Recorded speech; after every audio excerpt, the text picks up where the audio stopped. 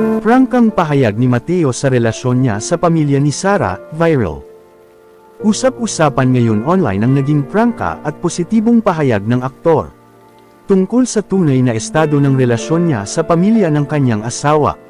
Sa isang inaabangan panayam sa YouTube channel ng Showbiz Insider na si OG Diaz, muling napatunayan ng aktor na handa na siyang magsalita kahit pa sensitibo ang paksa. Matatanda ang naging sentro ng matinding intriga ang secret wedding ng celebrity couple noong February 2020. Hindi lang fans kundi pati buong showbiz industry ang nabigla sa balitang lihim na silang nagpakasal. Lalong umuugong ang isyu nang lumabas ang ulat tungkol sa umano'y tensyon sa pagitan ng kampo ng singer at ng aktor. Kabilang na ang kontrobersyang kinasangkutan umano ng bodyguard at ng ina ni Sarah na si Mommy Divine. Dahil dito, maraming haka-haka ang kumalat kung maayos pa ba ang samahan ng mag-asawa at ng pamilya ng popstar. Sa kabila ng mga taon ng pananahimik, napansin ng netizens na tila mas relaxed. At mas bukas na ngayon si Mateo kapag tinatanong tungkol sa personal niyang buhay. Sa interview, diretsa ang tinanong siya kung okay na ba ang relasyon niya sa pamilya ng asawa. Hindi siya nagbigay ng mahabang paliwanag, ngunit ang kanyang sagot ang siyang naging highlight ng usapan. Sa gitna ng panayam, ibinunyag niya ang simpleng sagot na lalong nagpaingay sa social media. "I won't go into details, but it's getting better now."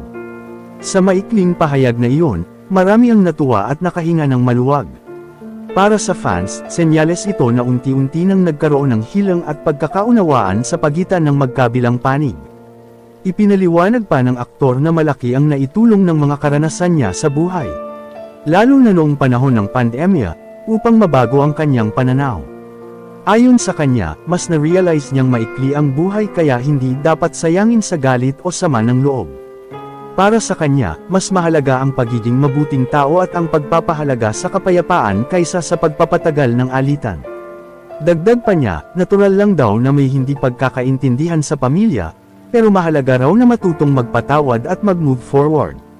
Naniniwala siyang ang tunay na sukatan ng maturity ay kung paano inaharap ng isang tao ang conflict, hindi sa pakikipag-away kundi sa pagpapakumbaba at pagmamahal. Dahil sa kanyang naging pahayag, mas lalo pang hinangaan ng netizens ang aktor.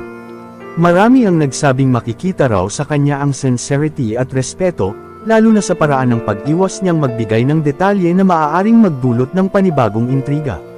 Para sa iba, patunay ito na pinipili niyang protektahan hindi lang ang sarili kundi pati ang dignidad ng pamilya ng kanyang asawa. Sa ngayon, nananatiling pribado ang karamihan sa detalye ng kanilang family dynamics. Ngunit malinaw na may magandang direksyon ang takbo ng relasyon. At para sa mga tagahanga, sapat na ang simpleng kumpirmasyon na may progreso dahil minsan, ang pinakamalaking balita ay hindi ang ingay, kundi ang katahimikan na may kasamang kapayapaan.